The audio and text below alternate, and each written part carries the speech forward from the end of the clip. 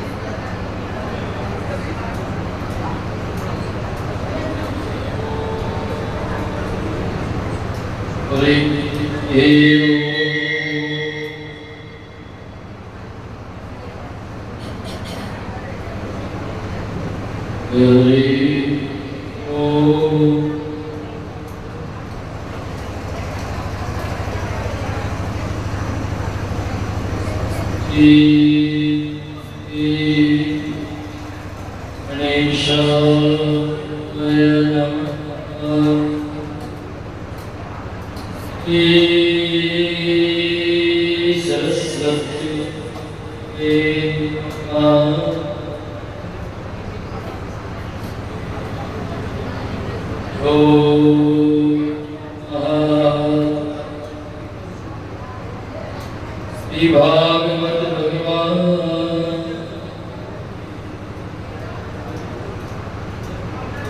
सुखदेव जी महाराज की जय।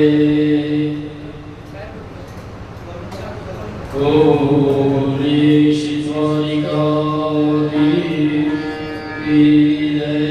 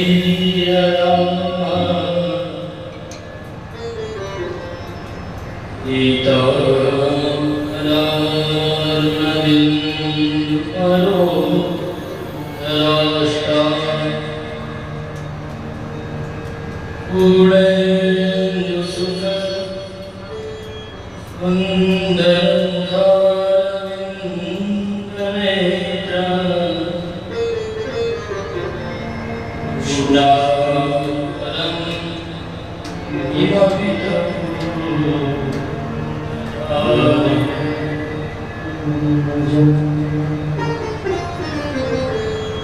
सच्चिदानंद रूपाय विष्णुपत्यादिने तवे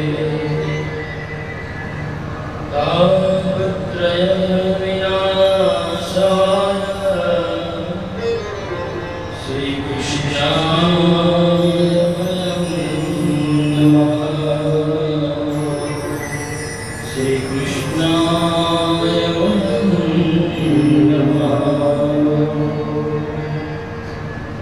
नमोस्तुते व्यासविशालबुद्धे उल्लारविन्दयत पादनेत्रये तेन त्वया भारतपूरा रजवालिको ज्ञानमया प्रदीप्ता रजवालिको ज्ञानमया प्रदीप्ता मुखं करोति वाचालं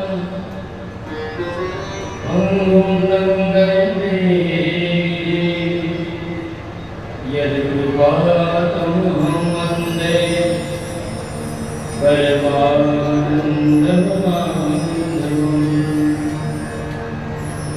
वसुदेवसुतं देवं कंसचाणूरमर्दनं देवकी परमानन्दं कृष्णं वन्दे जगद्गुरुं। कृष्णं वन्दे जगद्गुरुं। भवानी शङ्करो वन्दे श्रद्धा विश्वासरूपिणो व्याप्तिभाविनाश्यन्ति सिद्धासङ्गस्त्वमीश्वरम्। वक्रतुण्डमहाकाय सूर्यकोटिसमप्रभ निर्विघ्नं कुरु मे देव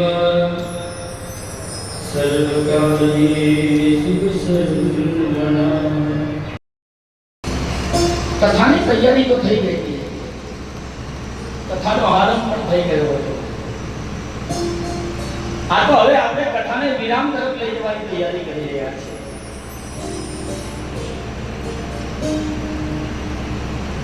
ઉત્તમ ગતિ કોઈ પ્રાપ્ત કરાવે, એ ગતિને આપણે મેળવવા માટે હું ને તમે બધા અહીંયા આવ્યા છીએ.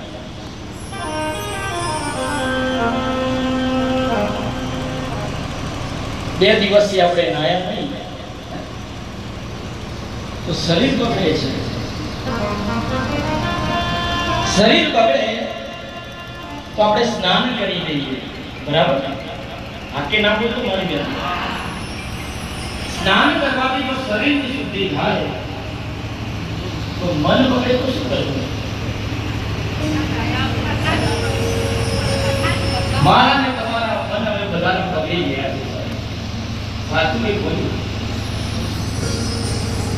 પહેલા બધાના ઘર નાના હતા અને મન મોટા હતા, અને હવે ઘણા મોટા થઈ ગયા સાહેબ, પણ મન કેવા થઈ ગયા? એક રાત મહેમાન આવે તો મહેમાનને કહે છે કે હવે તમારે ક્યારે જવાનું છે? પહેલા મારા ને તમારા ઘણા આંગણે અરે દરવાજાના બહાર લખી દેજી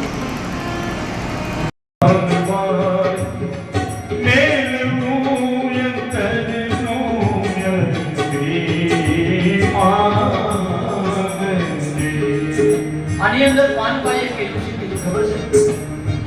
આપણે બધું હું કર્યું કહીએ ને, અમારી બહેનો કે કે આ તો હું છું ને તો તમારું ઘર ચાલે.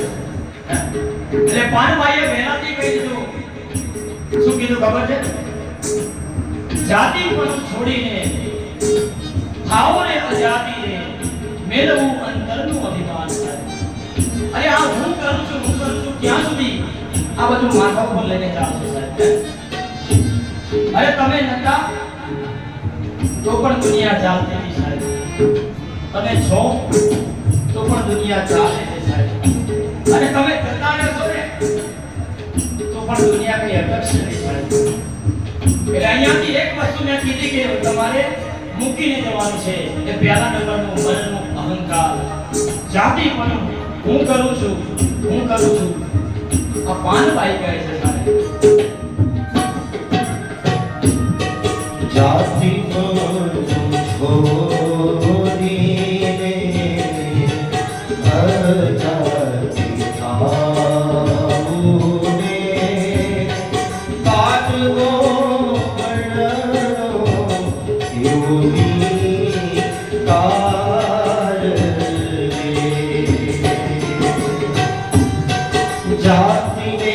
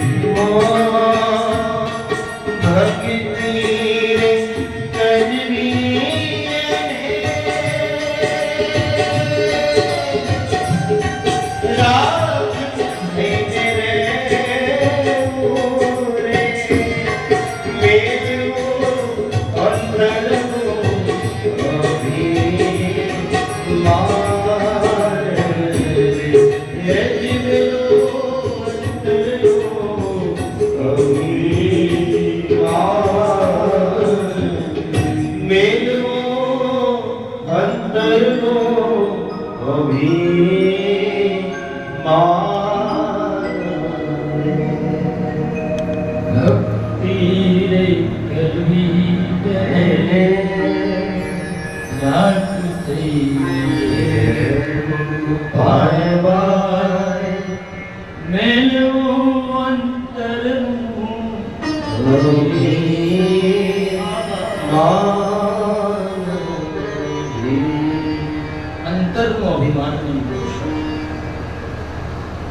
પરમાત્માએ આખી સૃષ્ટિનું સર્જન કર્યું.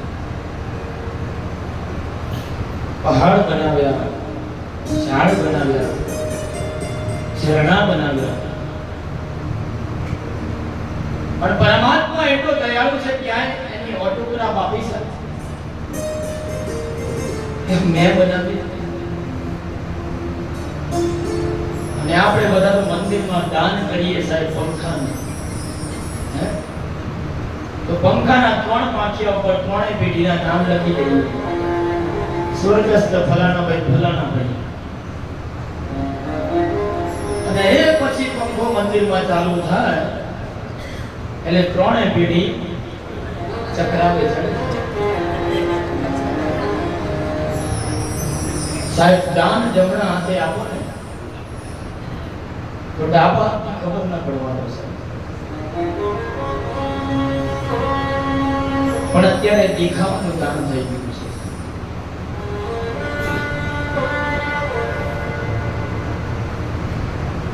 ભક્તિ રે કરવી એને રાખ થઈને રહ્યા. પરમાત્મા ક્યારે મળે બધાના પ્રશ્નો થતા હશે.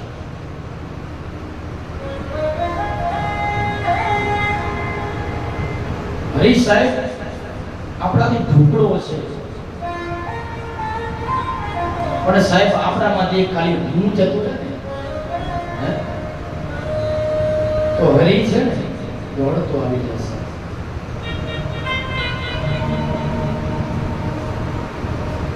અહીંયા સુખદેવજી મહારાજની વંદના કરી છે. અવધૂત યોગી એવા સુખદેવજી મહારાજ. દ્રષ્ટિમાં કોઈ ભેદ નથી. આવો આપણે પણ સુખદેવજી મહારાજની સ્તુતિ વંદના કરીએ. યમ પ્રવજંતમનુપેતમનુપેત કૃત્યમ વૈપાયનો વિરહકાતર્વા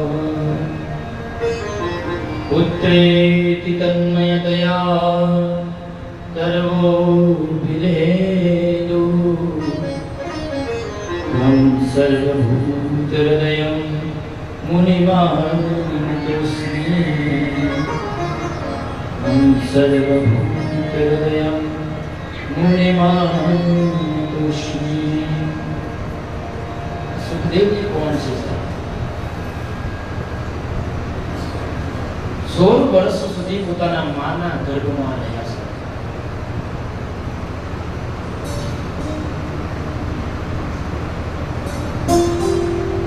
પિતાજીએ કીધું કે બેટા બહાર આવો. સ્વયં નારાયણે પણ કહ્યું કે હવે બહાર આવો. પણ ભગવાન નારાયણને કહ્યું સુખદેવજીએ, હે પરમાત્મા, હું બહાર તો આવું, પણ મને આ બધી સંસારની માયા વળગે ને, એટલા માટે હું મારા ગર્ભમાં બરાબર છું.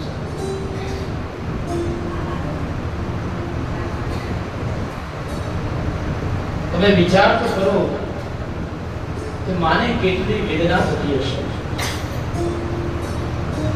અને અત્યારની માતાઓને તો 8 મહિના કે 9 મહિના સહન શક્તિ જ રહી નથી સાહેબ.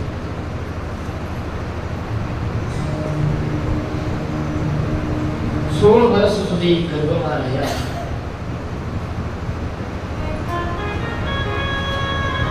ભગવાને કીધું કે હે સુખદેવજી, તમે બહાર આવો. ત્યારે ભગવાનને એક શરત મૂકી કે હે પરમાત્મા, હું બહાર તો આવું, પણ એક શરત. આ માયાને તમે ક્ષણ માત્ર માટે તમે રોકી રાખો.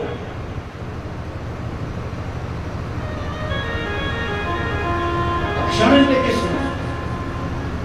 જેમ ગાયના શિંગડા ઉપર રઈનો દાણો, જાણો છો?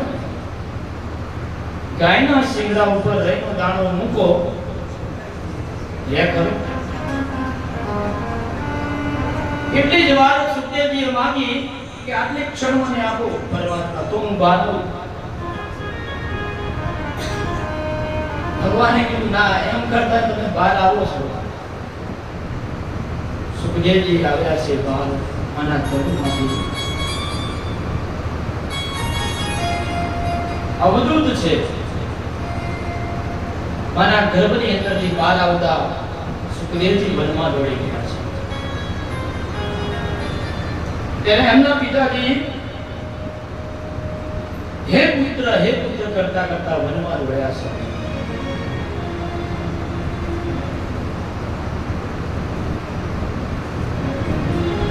સુખદેવજી આગળ જાય છે, એમના પિતાજી પાછળ દોડે છે.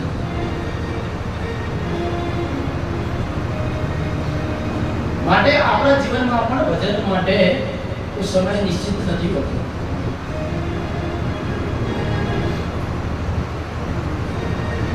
પરમાત્મા કહે છે કે એક ઘડી આધી ઘડી આધી ને દુનિયા.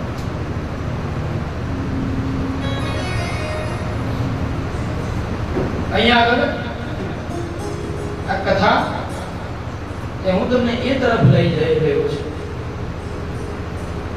કે જે ભૂમિની અંદર આપણે બેઠા છીએ એ ભૂમિની કથા છે. એક સમયની અંદર આ જ ભૂમિની અંદર 88,000 ઋષિઓ ભેગા થયા.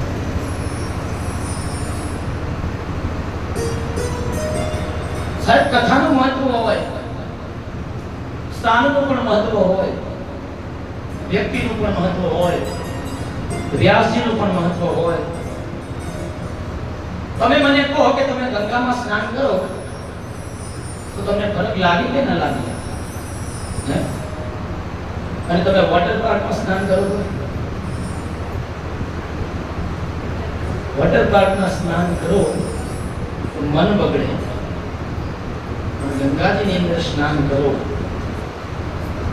તો મનને શુદ્ધ કરે છે. આ કથામાં આપણે બધાએ આવવાનું હતું. કેટલા દિવસથી તૈયારી કરતા હતા, બેગો ભરતા, ખાલી કરતા, મૂકતા, પાછી કાઢતા, આ રહી ગયું, પેલું રહી ગયું. 15 દિવસમાં તો કેટલી બેગો ભરી નાખે.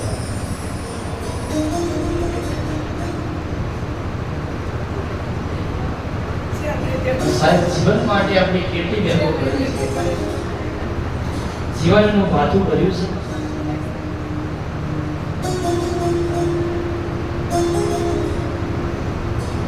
મનને પવિત્ર કરવા માટે આપણે બધા આવ્યા છીએ. એ ભૂમિ છે નૈમિષારણ્ય, અને આ એવી ભૂમિ છે કે હું તમને ચોક્કસ કહીશ કે અહીં આગળ શાસ્ત્રમાં લખ્યું છે કે એક વખત રામ બોલવાથી, એક વખત કૃષ્ણ બોલવાથી, એક વખત ઓમ નમઃ ભગવતે વાસુદેવાય બોલવાથી 10 ગણો નહીં, 100 ગણો પણ નહીં, 1000 ગણો પુણ્ય મળે છે. અને આપણે બધા આ ભૂમિની અંદર બેઠા છીએ. એટલા માટે મને હવે એવું લાગે છે કે પરમાત્માએ કદાચ આ ભાગવતજીએ અમારી આ બહેનોને કથા કરવા માટે, એટલે હવે મને એવું લાગ્યું કે નૈમિષારણ્ય નામની ભૂમિ ભગવાને એમને સુજાડી.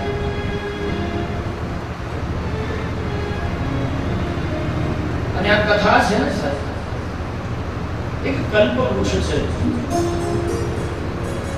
આ કલ્પ વૃક્ષ એવું છે કે એની પાસે જઈને તમે માંગો, હે કલ્પ વૃક્ષ તમે મને આપો, તો એમને આપે ને આપે.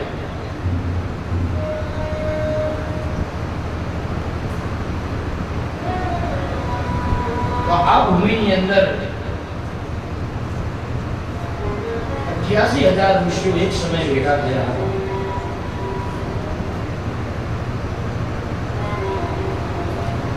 આ ભૂમિની મહત્વતા હું તમને પહેલા સમજાવી દઉં.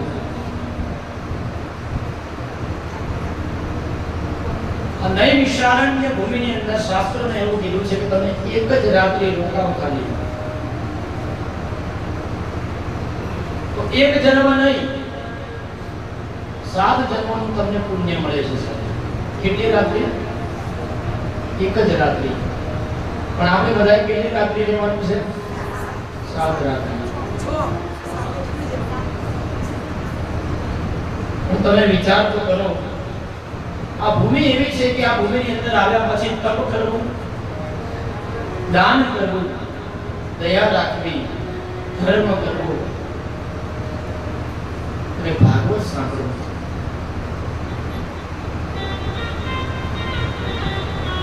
આ ચક્રતીર્થની અંદર તમને કદાચ ન ખબર હોય તો 10 મહાવિદ્યાની અંદર એક શક્તિ લલિતાંબિકા, જે આપણે કડીની અંદર આશ્રમ છે દેવી વાળી, એની અંદર અત્યારે તુલસીબા. તો લલિતાંબિકાનું ત્યાં આગળ અહીંયા મંદિર છે, દર્શન કરવા જતો. આ ભૂમિની અંદર હનુમાન ગઢી કરીને એક મંદિર છે. દશાશ્વમેઘ એક ઘાટ છે.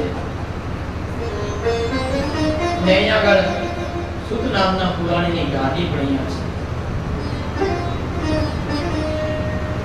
તીર્થોમાં એવું કહ્યું કે પવિત્રમાં પવિત્ર કોઈ તીર્થ કરતું હોય ને તમને, તો સ્કંદ પુરાણ એવું કહે છે કે બીજું કોઈ તમને તીર્થ પવિત્ર નથી કરતું સાહેબ. આ તીર્થની અંદર તમને નાહવાની પણ જરૂર નથી, પણ તીર્થમાં તમને કોઈ પવિત્ર કરે એ છે આ નૈમિષારણ્ય નામનું તીર્થ.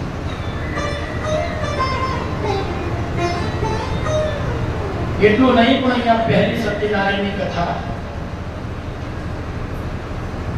એકદા નૈમિષારણ્યે સૌનક દયવ્ય ચિંતને સર્વે સુખ ભોગવાની મહાભારતના આ પર્વની અંદર પણ આ ભૂમિનું વર્ણન કરેલું છે અને 84 કોષ પરિક્રમા જે વૈષ્ણવ હોય એમને ખાસ યાદ છે.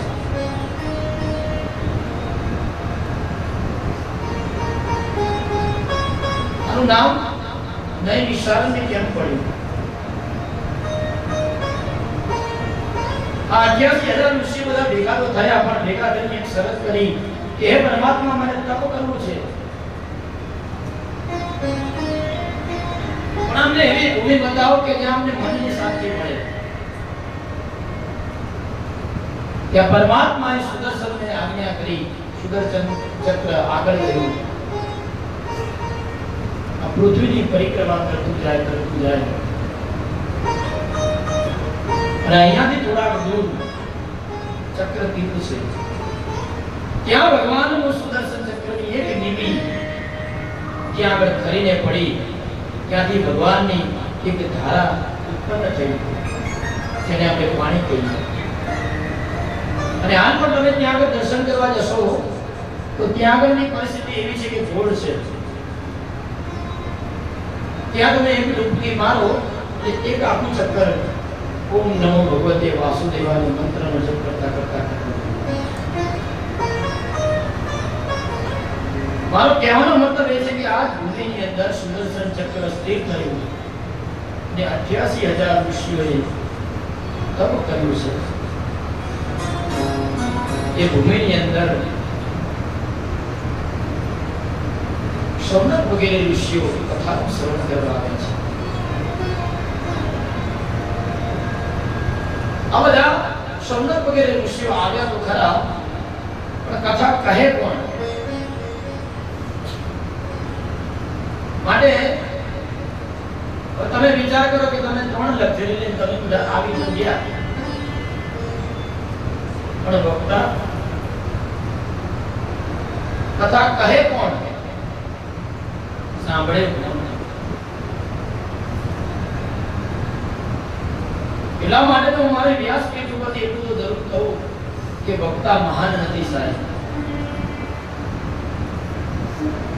વક્તા મહાન નથી, પણ બેઠેલા શ્રોતાઓ છે ને તે મહાન છે સાહેબ.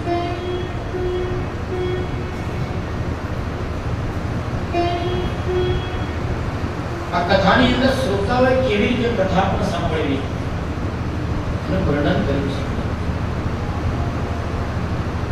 એક આસન ઉપર ગૌમુખી માળા, કોઈ પણ એક ભગવાનનો મંત્ર જપ કરવો અને કથાનું શ્રવણ કરવું.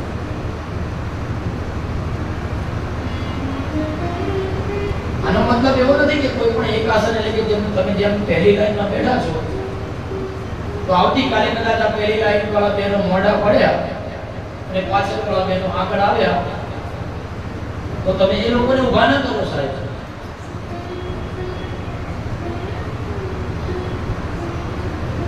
તમે તમારું પોતાનું એક સ્થાન લઈ, એક આસન લઈ, એક ગૌમુખી અને એક જ મંત્રથી ભગવાનનું સ્મરણ કરતા કરતા આ કાનથી ભગવાનની કથા સાંભળો.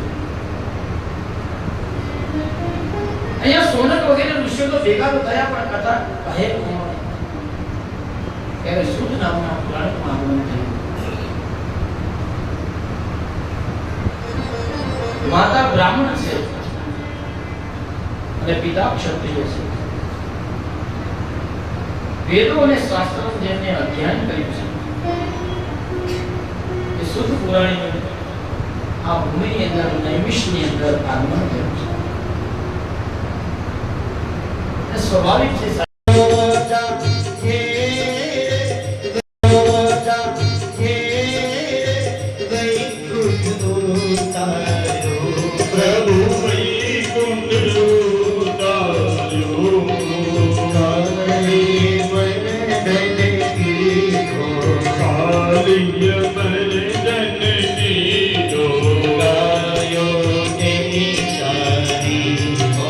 Jai Kada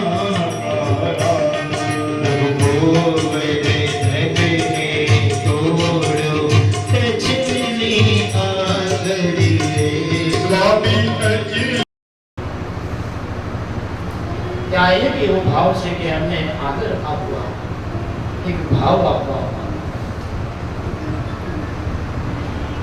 બધા ઋષિઓ ઉભા રહેલા છે. અને આવીને બધા એક જ પ્રશ્ન કર્યો કે હે બાપજી, તમે અહીંયા આગળ આવ્યા ને, અમને ખૂબ ગમ્યું છે,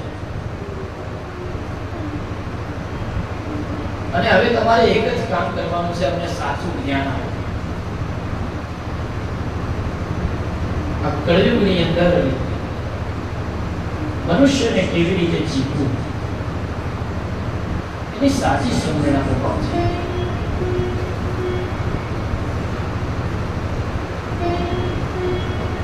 શોધને કિમ પરાયણ ઇહ ઘોર કલિયુગે શોધને કિમ પરાયણ. માણસે આ ટેકનોલોજીનો તો બહુ વિકાસ કરી દીધો છે, પણ પોતાની બુદ્ધિથી બગડી ગયું છે. જ્ઞાન વિજ્ઞાનની અંદર આગળ વધી ગયો છે, અને હજી પણ પરમાત્માને ઓળખવામાં ભૂલ કરી રહ્યો છે. અરે સાહેબ, તમે બપોરે ભોજન બનાવતા હોય અને તમારા કદાચ આંગણે કોઈ અતિથિ આવે તો સાહેબ એને ખવડાવું છું, એક આવજો. આ તો બેનો લોટ બાંધતા હોય અને કોઈક માંગવા આવે કે બેટા ભિક્ષામ નહીં કુછ દે દે બચ્ચા, એટલે અમારી બહેનો કહે કે બાબા હાથ નહીં હારા હે. हिंदी तो बहुत आवड़े पाछो. એટલે બાબા કે તેરા બચ્ચા भी नहीं हारा होगा, तेरा हाथ हारा नहीं है. કળિયુગ છે સાહેબ. એટલે કયા સમયે શું માંગવું, માંગતા પણ સાહેબ ભગવાન જોડે આવવું જોઈએ. એક વખત એક પતિ પત્ની હતા, જે બિચારા શાકભાજી વેચતા હતા. એમને થયું કે લાવો હવે શ્રાવણ મહિનો છે તો શ્રાવણ મહિનાની અંદર મહાદેવજીને પ્રસન્ન કરીએ. મહાદેવજીનું તપ કર્યું છે, બટાકાની સૂકી ભાજી, મોરૈયું ખાધું, આખો દિવસ. ભગવાન શિવજી પ્રસન્ન થયા. બંને શાકભાજી વેચતા હતા, એમની કઠોર તપસ્યાથી ભગવાન પ્રસન્ન થયા અને માંગ્યું એ બંને જણાએ, હે મહાદેવજી, તમારે આપવું હોય ને તમને વરદાન આપો. એટલે પેલા એમના ઘેરથી હતા ને, બૈરાઓને પાણીપુરી ખાવા જાય ને, એટલે એક્સ્ટ્રા માંગવાની બહુ ટેવ હોય. એમ ભગવાન જોડે બીજી બે સ્કીમો માંગી, હે ભગવાન, તમારે આપવું હોય ને તો આમનું એક વરદાન અને મને બે વરદાન આપો. એટલે ભગવાને કીધું કે તથાસ્તુ, તમને ત્રણ વરદાન આપું, બોલો શું માંગવું છે. ત્યારે બોલી શાકભાજી વાળી પહેલા કે લેડીઝ ફર્સ્ટ, હું માંગુ. ભગવાને કીધું બોલો તમારે શું જોઈએ છે. હે પરમાત્મા, મને એવું રૂપ આપો, એવું રૂપ આપો કે આખા નગરમાં કોઈનું રૂપ જ ના હોય એવું. ત્યારે ભગવાને શું કીધું ખબર છે, બેટા તથાસ્તુ, તને એવું રૂપ આપીશ, એવું રૂપ આપીશ કે તે વિચાર્યું પણ નહીં હોય. અને આ બધું રૂપ માન્યું. ત્યારે એ સમયની અંદર રાજા રજવાડાઓનું રાજ હતું. ત્યારે રાજાને એક વખત એવી ઈચ્છા થઈ કે લાવો નગરની અંદર ફરવા નીકળું. ત્યારે રાજાની નજર બેન ઉપર પડી. પેલા શાકભાજી વાળાને બોલાવ્યો કે આ બેન મારા ઘેરથી છે, આ તમારા ઘરે ના ચાલે કે આ તો આને હું મારી રાણી બનાવીશ. એને લઈ જાય છે રાજમહેલમાં. આ બાજુ બિચારો શાકભાજી વેચતો માણસ એકલો પડી ગયો. પેલા રાણી તો ટેસ્ટ કરવા માંડ્યા, આરામ કરવા માંડ્યા. હવે ઓલાને વિચાર આવે કે હવે મારે વરદાન બીજું બાકી છે, હું માંગુ. ફરી પાછા મહાદેવજીને બોલાય કે હે મહાદેવજી. ત્યારે ભગવાન શિવજી આવ્યા અને કહ્યું કે બોલો, તમારું બીજું વરદાન છે, યાદ રાખજો. કે બાપજી મને ખબર છે પણ મારું બધું લૂંટાઈ ગયું છે, એનું શું? ત્યારે વરદાન માંગવાનું કહ્યું કે બોલ, તારે શું વરદાન જોઈએ છે? પેલા શાકભાજી વાળા ભાઈએ કીધું કે મારા પત્ની જેવા પહેલા કાળા હતા ને એવા ને એવા કાળા કરી દો. અરે એટલું જ નહીં પણ એને ઘટાડાનું સ્વરૂપ આપ્યું. હવે તમે વિચાર કરો કે ઓલા રાણી કઈ પેડા હતા અને રાજાના રાજમહેલમાં ઘટાડા શોભે. રાજાએ જોયું તો કે આ ક્યાંથી આવે છે, કાઢી મૂકો આને કે. ઓલા ગામમાં ફરતા ફરતા પોતાનું સાયન્સ વગાડવા માંડ્યા અને ઘેર આવે. ઓલાને ખબર પડી ગઈ કે આનો જ અવાજ છે કે આવો અવાજ બીજો કોઈનો. પછી અંદર અંદર ચર્ચા થઈ, જેને હૃદયની ચર્ચા કહેવાય, જેને આંતરિક વાતો કહેવાય. સાહેબ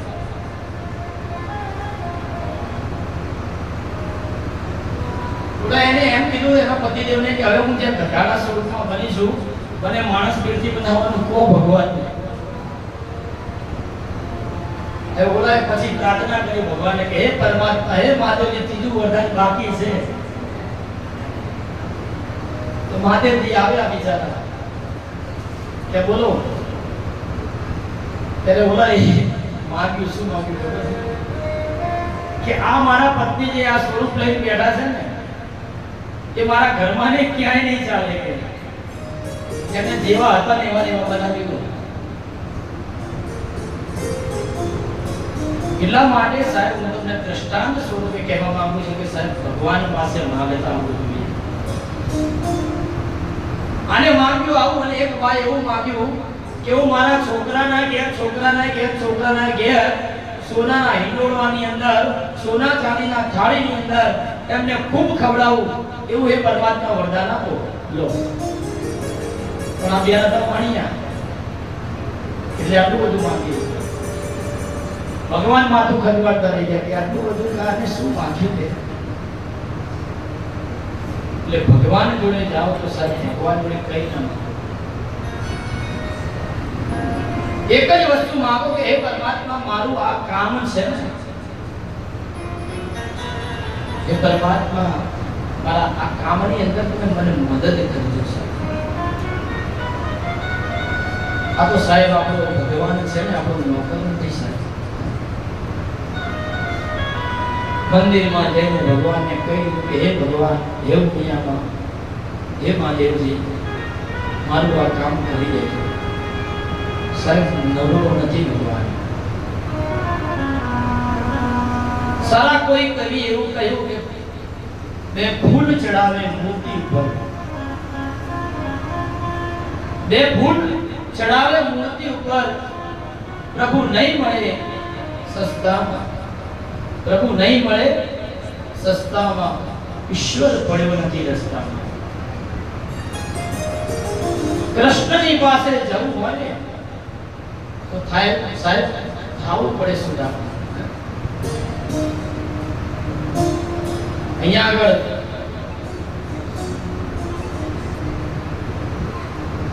જીવનનું એક શ્રેષ્ઠતા હોવી જોઈએ. આપણા જીવનની અંદર કઈક પાત્રતા હોય તો આપણને પ્રાપ્ત થાય. જેમ દેવજી શુદ્ધ પુરાણી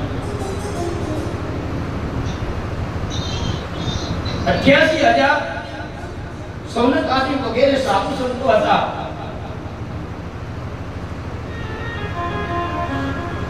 પણ પાત્રતા કોનામાં જોઈ? એટલા માટે તો આપણા ગંગા સતી પણ કહે છે કુપાત્રની આગળ વસ્તુના વાવીએ પાનવાઈ સમજી વિચારીને રહીએ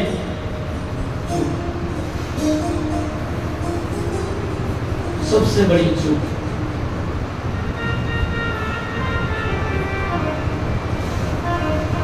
જીવનની અંદર સુખજી અને પુરાણી વગેરે ઋષિઓ આ બધો પ્રશ્ન કર્યો છે કે જીવનની અંદર આ ભૌતિક સુખોની અંદર મનુષ્યને શ્રેષ્ઠતા કેવી રીતે પ્રાપ્ત થશે.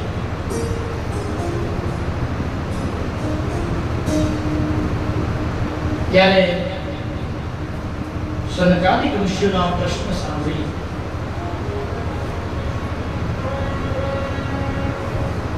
અને કહેવાય છે કે નારદજીની કથા કહી છે કે એક વખત બદ્રી વિશાલની અંદર જે બદ્રિકાશ્રમ છે ત્યાંથી નારદજી નીકળ્યા હતા. નારદજીનું જરા મુખ પડી ગયું હતું.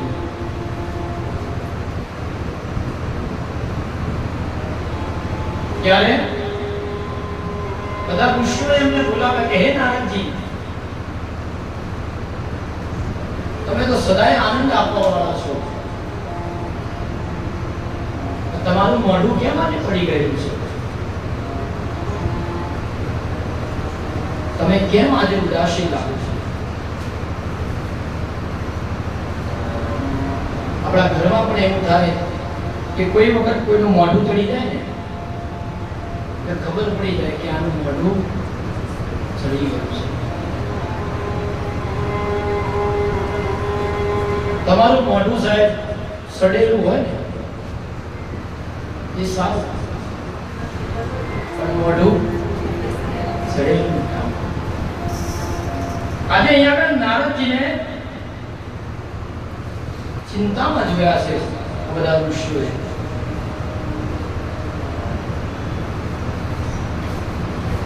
ત્યારે નારદજીને પ્રશ્ન કર્યો કે તમે કેમ આજે ચિંતામાં છો? ત્યારે નારદજીએ કહ્યું કે હું કાશીમાં ફર્યો, અયોધ્યામાં ફર્યો, ગંગાની અંદર ગયો, આ પૃથ્વી લોકમાં બધે ફર્યો, પણ સત્ય નાસ્તિ, દયા નાસ્તિ, તપો નાસ્તિ. અરે વ્યક્તિ ખોટું બોલવા વાળા થઈ ગયા છે.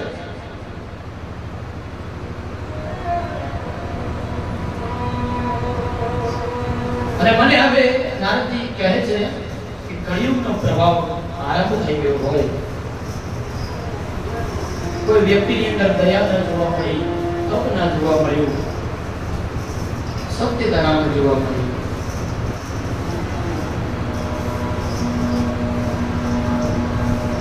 ને નારદજીને વિચાર આવ્યો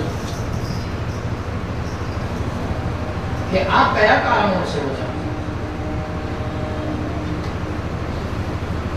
અધર્મ કરવા માટે મનુષ્ય પ્રેરાઈ રહ્યો છે. આ ઘોર કળિયુગનો પ્રભાવ છે. ત્યારે નારદજી કહે છે કે હું એટલું જ નહીં, અત્યારે આ બધા યાત્રા સ્થળોની અંદર પરિભ્રમણ કરતો હતો, એવામાં એક યુવાન સ્ત્રી અને બંને દીકરા એમના વૃદ્ધ હતા. ત્યારે નારદજી કહે છે કે મને થયું કે માં યુવાન છે અને દીકરા તો વૃદ્ધ કેમ છે? નારદજી સંત હતા, સાધુ હતા, એટલે નજીક નથી ગયા. ત્યારે પોલીસ સ્ત્રીએ નારદજીને કીધું કે ભોગો સાધુ ક્ષણ તિષ્ઠમ. હે પરમાત્મા, હે સાધુ, હવે થોડીક વાર માટે રોકાઈ જાઓ, મારી આજે ચિંતા છે, એનું નિવારણ મને કહી આપો.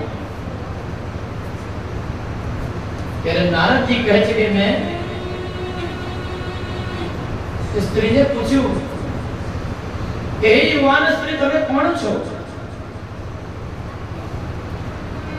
અને આ બંને બાજુ તમારા આ જે વૃદ્ધ આ કોણ છે? ત્યારે એને પોતાની ઓળખ આપતા કહ્યું છે કે હું ભક્તિ મહારાણી છું અને મારા બંને જે વૃદ્ધ છે ને એ મારા સંતાનો છે, જ્ઞાન અને વૈરાગ્ય. અને આ બંને યુવાન અવસ્થામાં વૃદ્ધ થયા છે. મને માયા લગાડી મારા મને મારા લગાડી મને મારી મારા તમે મને મારી મારવાલા સુગમનો એ મારા ગીર અને મને લગાડી રે જો મારા શમની રે બીજે તાલે ના હોય જો હળી પાડો તો મારા શાળી બીજી કાળી ના હોય જો વાતું કરીનો મારા રામની રે બીજે વાત ના હોય જો વાતો કરી લ્યો મોરા શાળની રે બીજી વાતો ના હોય જો શમરે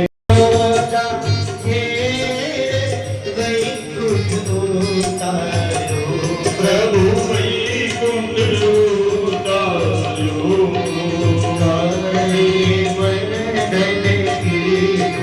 કાલિય મર્દન કીધો ઓમ જય